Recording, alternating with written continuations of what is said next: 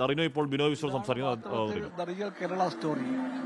വലതുപക്ഷം പച്ചക്കള്ളം കെട്ടിച്ചമച്ചുകൊണ്ട് ഇന്ത്യയിലാകെ പറയാൻ ശ്രമിച്ച വർഗീയ ഭ്രാന്തം പറ്റിയ ആ കഥയല്ല കേരള സ്റ്റോറി.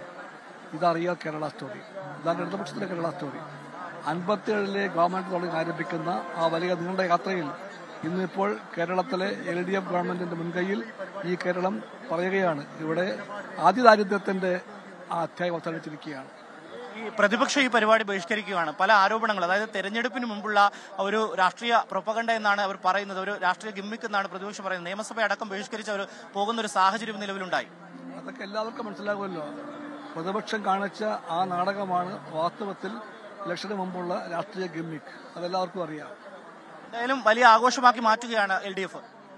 തീർച്ചയായിട്ടും എന്തായാലും വലിയ ആഘോഷ പരിപാടിയാക്കി മാറ്റുകയാണ് LDF. ആഷ്മി, എന്തായാലും തെരഞ്ഞെടുപ്പ് മുമ്പുള്ള ഒരു രാഷ്ട്രീയ ഗിമ്മിക്കല്ല, അത് അനാവശ്യമായിട്ടുള്ള ഒരു ആരോപണമാണ് പ്രതിപക്ഷത്തിന്റേത് എന്നുള്ളതാണ് ഇപ്പോൾ ബിനോയ് വിശ്വം പോലും പറഞ്ഞു വെക്കുന്നത്. എന്തായാലും എല്ലാ മാനദണ്ഡങ്ങളും പാലിച്ച് കൃത്യമായിട്ടുള്ള പഠനങ്ങൾ നടത്തിയാണ് ഈ ഒരു പരിപാടി, അല്ലെങ്കിൽ ഈ ഒരു ഏകദേശം 64,006 കുടുംബങ്ങളെ കണ്ടെത്തുകയും അവരെ ദരിദ്രത്തിൽ നിന്ന് മുക്തമാക്കുകയും ചെയ്തത് എന്നുള്ളതാണ് നേരത്തെ മന്ത്രി വി ശിവൻകുട്ടി പറഞ്ഞത്. എന്തായാലും സർക്കാർ ജനങ്ങൾക്കൊപ്പമാണ് എന്നുള്ളതാണ്.